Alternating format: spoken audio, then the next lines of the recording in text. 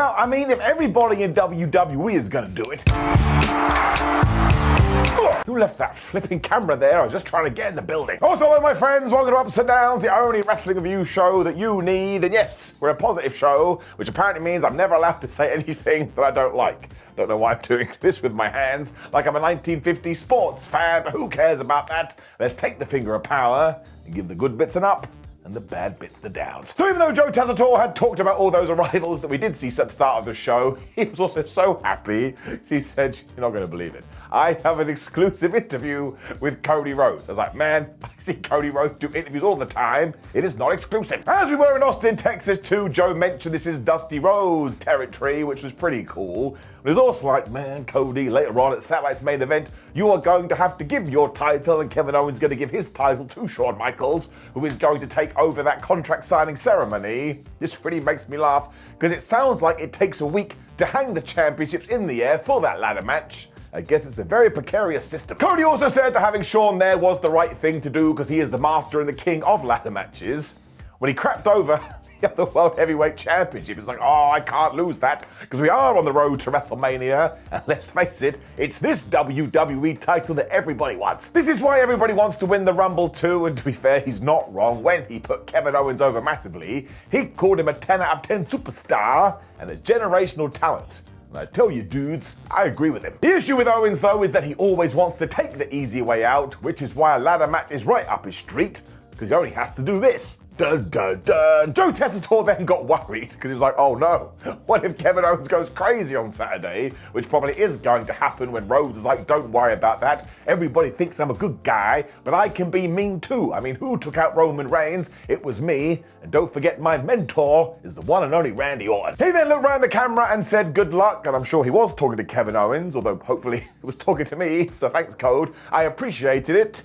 Where was that? He walked off. So maybe nobody had given Kevin Owens the running sheet because he did not interrupt. If I was going to be a negative Nancy, I would be like, well, if SmackDown was a 2-hour show, maybe we wouldn't have done this at all. But I wouldn't say that because I'm a very positive man. Now, actually, the truth of it is that WWE should lean into this more because they have a super over mega babyface champion in Cody Rhodes, and he can get away with it. And if you were in the building, you were probably like, I'm just so happy to see him. So when you do have this in your back pocket, absolutely you should roll it out for a while. And yes, we do have Saturday night's main event, and we have an extra SmackDown before the Raw Rumble.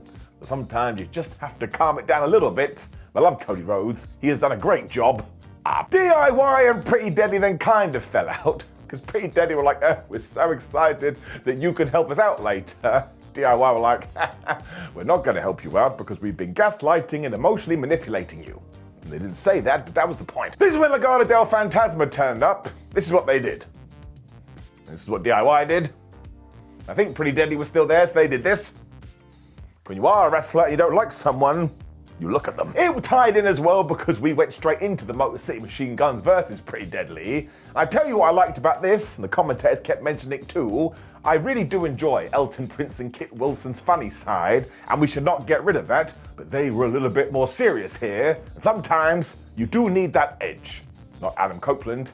He went to AEW and started calling himself Cope. They also did this awesome back move where essentially they use the other person's back as like a rebound tool to then hit a move, and they hit this top rope bulldog. Now, I didn't think they were going to win, but it is as close as they have gotten in weeks. They did get a 1-2-ooh. Pretty Deadly at one point also posed and got away with it, so they are riding the chain of joy. And ultimately here, I'm not entirely sure what the future for them or anybody in the SmackDown tag team division is. Like, we've done a really good job over the last few weeks, but it just feels like it needs some extra secret sauce. Chris Sabin soon got the hot tag though, and of course he couldn't help but do a dive because he loves that when the Motor City Machine Guns started doing all those double team moves. One day I'm gonna be an old man and tell some like grandkids about this, or just anybody's grandkids. We've kind of gone off path here. That's not what I meant. The point is they're so good at it, it will become a tale as old as time itself. Eventually Shelley and Sabin also realized there was no time for nonsense because Pretty Deadly were sniffing around, so they did a bunch more maneuvers. They hit the Skull and Bones as Joe Tessitore just shouted, Motor City Machine Guns. I don't know why that made me laugh. 1, 2, 3. Later on as well, we also saw them clash with DIY and Nick Aldis, and we made it official. At the Royal Rumble, it is going to be a 2 out of 3 falls match for the tag team titles. And I tell you this, that could very well steal the show. I still can't see a title change, but either way, the quality of this is going to be exceptional, which kind of goes down to all the in-ring stuff for the tag team division recently. Up. We just went from nowhere. We were with Nick Aldis, and the Miz walked in. He went, Miz, you're now on SmackDown. And Miz was like, wait a minute, the Wyatts are on SmackDown, now I'm in trouble.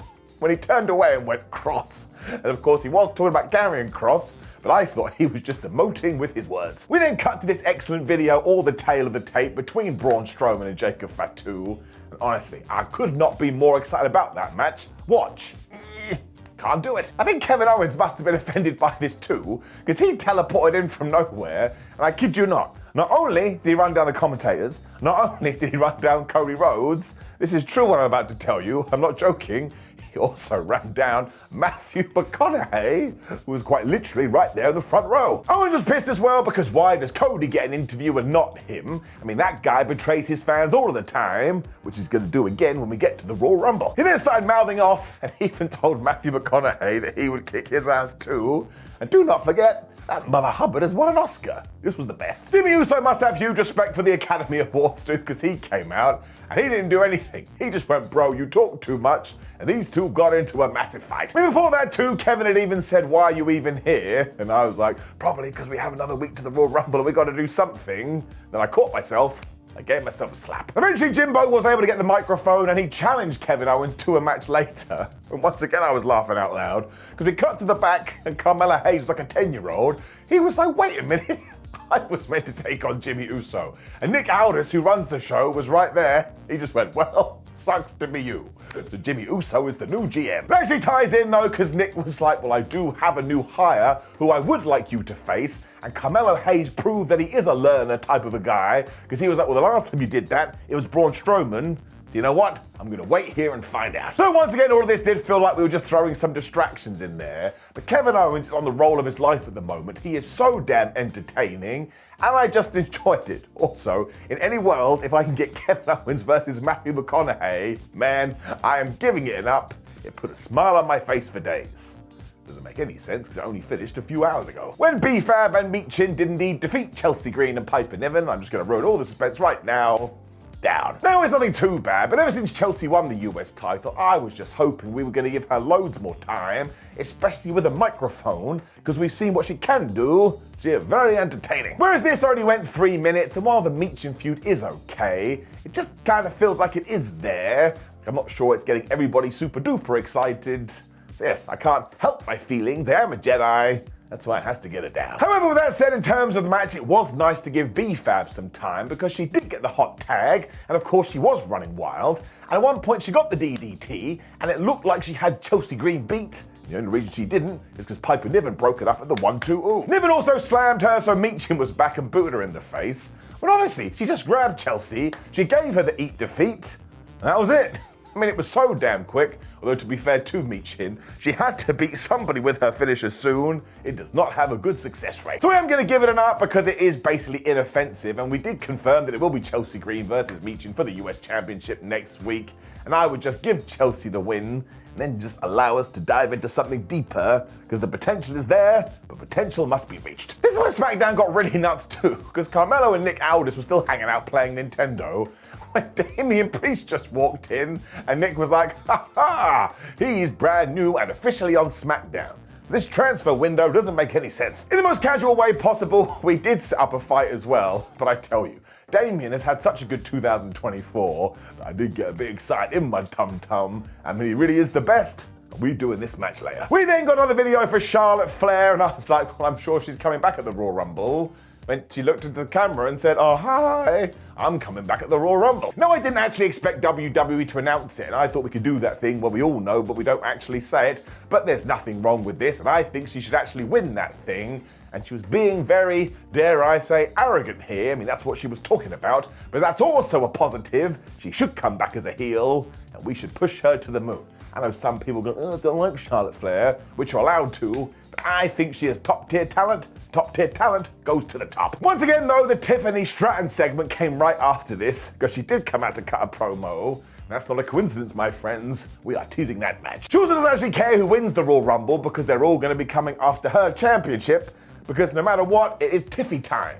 Been thinking about that for a lot and it doesn't actually make any sense. Of course, thanks to the transfer window and because Tiffany Stratton was acting like she was the only women's champion, Rhea Ripley's music hit, and man, this was so cool because this place came unglued. She is such a star.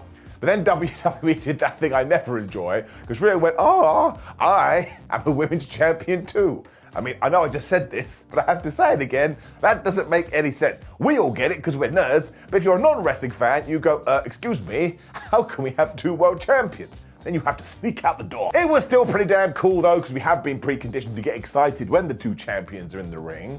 And she even said to Tiffany, you did a really good job with Nia Jax, but everybody needs to watch Saturday's main event because I'm taking on Nia and I will do an even better one. And Nia Jax was listening to this too, so she instantly pushed play on her music and she came out, and after she said she doesn't appreciate the fact she is catching strays, she basically declared for the Royal Rumble. Now, this is where we have to get into it. Candice LeRae, obviously her best friend, was stood right next to her. I was like, Candice, the microphone is like inches away from your hand. Just grab it and declare for the Royal Rumble. If you don't say you're in the Royal Rumble when you have the chance to say you're in the Royal Rumble, because that's all wrestlers have to do these days, I don't mean to be horrible, because I'm a fan of you, but you are going to look a bit like a goober. Bless this Nia as well, because she then just turned to a kid and says, no, your mum sucks. I was like, man, she is so damn good. When this segment went unhinged, as soon as she had promised to win back the championship and touch the ropes with her skin, out came Bianca Belair and Naomi. And Naomi went, hi, I'm going to win the Royal Rumble. And Bianca Belair went, hi, I'm in the Royal Rumble too. Honestly, I was shouting at my TV, at my Netflix device, Candice, would you please just say something? Even if you can't get over the PA, shout it loud enough so one of the cameras picks it up. At the moment, again, I'm going to say it twice, you look like a goober. They all then started to argue and I died inside because Liv Morgan's music hit and she went, hi, I'm declaring for the Royal Rumble. And I think she also declared on behalf of Raquel Rodriguez, but I may not be 100% there. I mean, she was wearing glasses, sunglasses, because she's a bad guy. Candice LeRae, the whole time, just stood there. Somebody needs to explain the rules of getting into the Royal Rumble. Now, Morgan also made sure she went after Tiffany Stratton and said, you're nothing but a wannabe me. And I actually like that feud on paper. And Liv Morgan going to SmackDown isn't the worst thing in the world.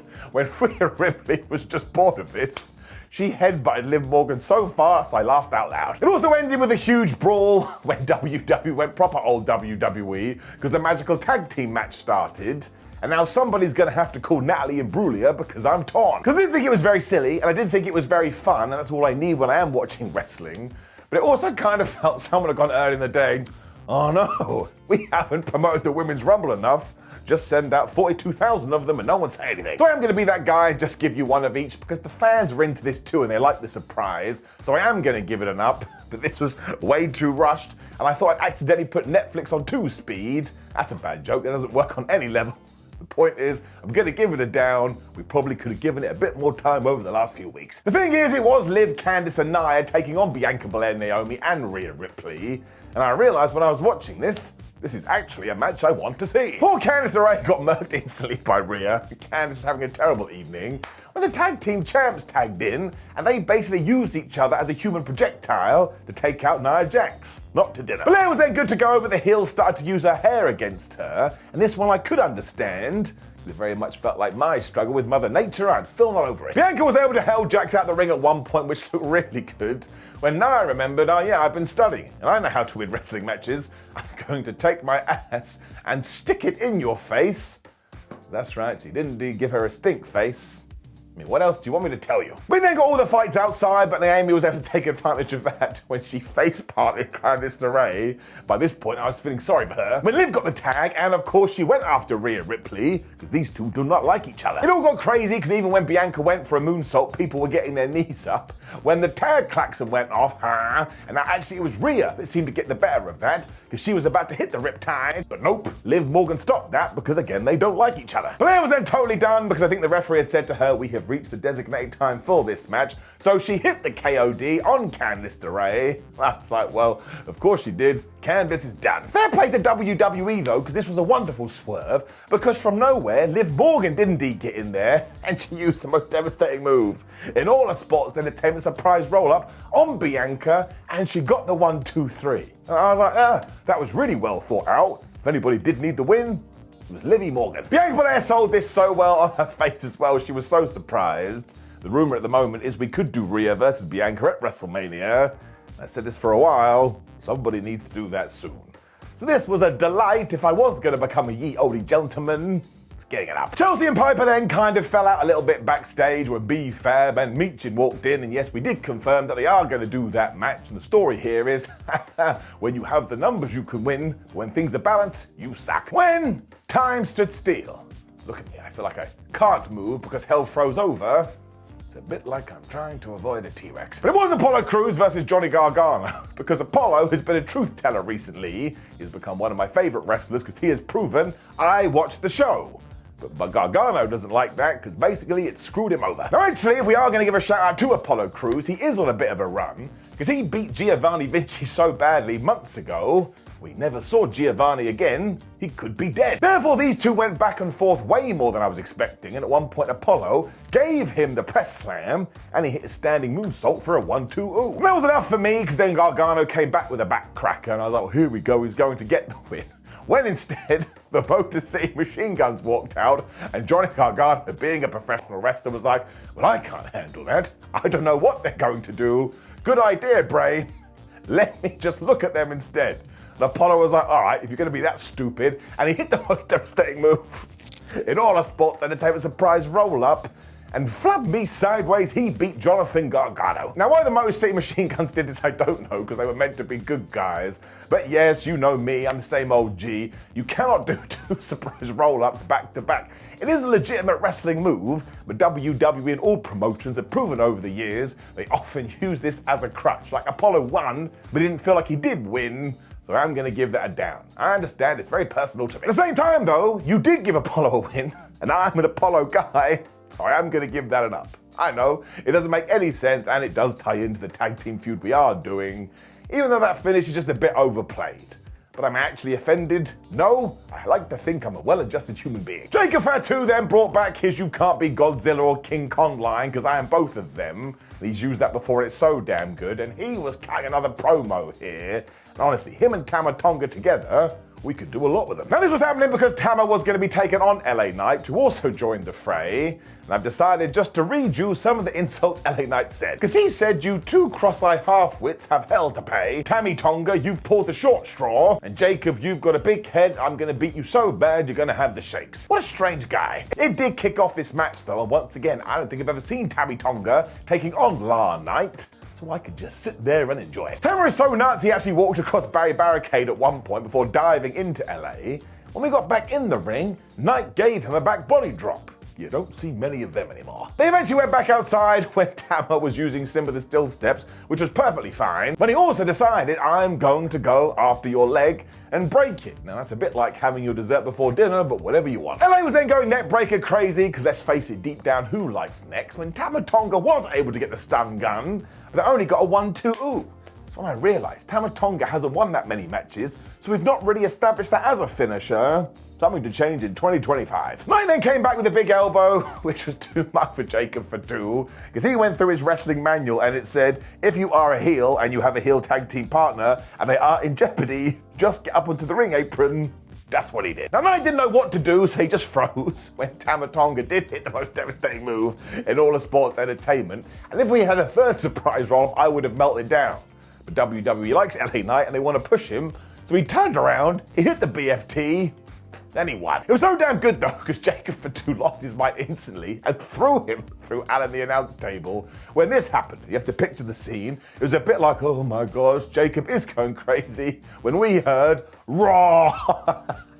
And out came Braun Strowman. It was so damn good because they looked at each other too, but they had an intensity. When Braun made me laugh again, because he ripped off his t-shirt and screamed. I was like, dude, out of context, it just looks like you're a little bit deranged. Tama Tonga was even trying to calm Jacob Fatu, but he was having none of that and kind of pushed him out the way. When Tama got on the ring apron, so he got walloped by Braun, and when Fatu rang at him, oh my gosh, he got held into rear of the ring post, he got thrown over the top rope. That's when Tonga was able to calm down his friend. This match is happening tonight. So I really like the fact that WWE had patience here, and they are saving the violence for Saturday night's main event. But look, the match was good. I am so excited for the match that's happening later too. I mean, that is a good 1-2 punch. That has a couple of thumbs. Jacob Fatu is a star in the making.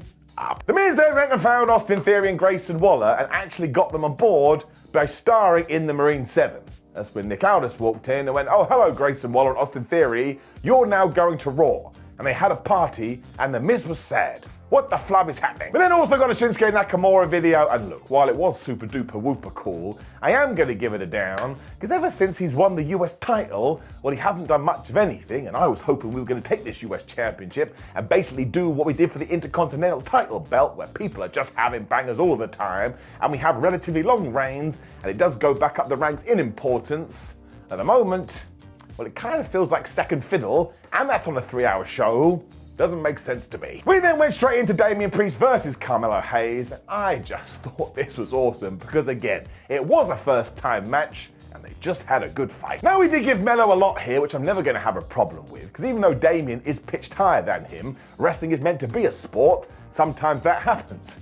Then Carmelo did run at him. Damo elbowed him right in the face. He was also going to throw him into Rhea the ring post when Hayes was like, "Well, I don't want that," so he just booted him over and over and over again. When he got a dive and the dreaded crossbody for a 1-2, well, let's face it, that never works. Damien then came back with the Falcon Arrow when they were basically hurling each other into Timmy the Timekeeper's area, when somehow Melo was able to go for the springboard, but he got caught. Ruh-roh. That has happened so many times to the man, though. He was able to reverse it into the first 48 for a really good 1-2 when he went for nothing but net, and he missed. Sorry, given his nickname, he does miss that move a lot. It really did end him as well, because Damien just whammed him with this murder clothesline when he hit the big choke slam, and he got the 1-2-3. And listen, Carmelo Hayes' time is going to come. He's too talented, but I just love how we are using Damien Preist, especially because after this, he bumped into Cody Rhodes in the hallway, and Cody was like, "Oh, I'm so happy to have you on SmackDown." And Damien was like, "See you later, champ." If that's not a wink, wink, nudge, nudge, I don't know what is. So he just gets an up from me. I mean, Damien Preist is just a walking example of what you can do with good booking. Basically, love him, up. The Miz was then trying to make friends with Andrade, which was a terrible idea, because damn, all it made me do was go, "Oh yeah, where's Andrade been? We should probably use him more." We also cut to Carmelo Hayes and Jimmy Uso, who was about to come out for the main event, and they fell out verbally, to the point Carmelo became a stalker and he followed Jim all the way out the entranceway when he beat his ass. Once again, though, it did fail, and it was Jim that got the upper hand with a big smile on his face. But if that's a new food, I will take it. I cannot talk. It also meant we were getting Big J versus Kevin Owens, and once again, I don't think I've seen that before. I mean, I definitely have, but I don't remember it. I had a good time. Sadly, at this point, though, it is when my brain went to me, "Simon, I think SmackDown is too long." And look, more power to everyone that does like this. And I love the fact we get longer matches, and I love the fact that people are getting more opportunities, but I cannot help how it does make me feel, especially because 1, I'm still not used to it, I'm sure I'm acclimatized eventually, but also 2, the 2-hour SmackDowns were perfect more often than not, and I was so into that vibe, so until I do catch up, I do have to give it a down. The match also lacked a little bit of jeopardy because, of course, Kevin was never going to lose, but these two guys did have good chemistry. And of course, Matthew McConaughey was cheering, so we were living in the surreal times. KO also threw Jimmy into Tina the turnbuckle at one point, so Uso came back and threw him into Alan the announce table. I was getting a bit worried. I was like, man, why am I the only person that cares about our wrestling ringside friends? Kevin is just the man, though, and even though this was a random episode of SmackDown, he hit the Spat of the Frogs from the ring apron to the floor. He is the GOAT. This is when KO started to go after the arm as well, because he did have a big plan. He didn't think about Jimmy Uso's knees, because he went for the swanton. That's right, he landed on these bones. Jimmy then got the Samoan drop, and everything was fine because he is the Samoan. When Owens hit the least devastating move in all of sports entertainment, the Blue Thunder Bomb. And did it work? Of course it didn't. I told you it wouldn't. To the point, do you get the Blue Thunder Counter Bomb today? No, you don't. Also, though, on the flip side, it was a very good wink, wink, nudge, nudge, because he did this as he's teasing Sami Zayn. We then got all the super kicks as Jimmy started to get the 1-2 that was never going to work. And when he went for the splash, Kevin did get that dodgy arm when he threw him into the ring post, and he hit the pop-up powerbomb, and he just beat him. 1-2-3.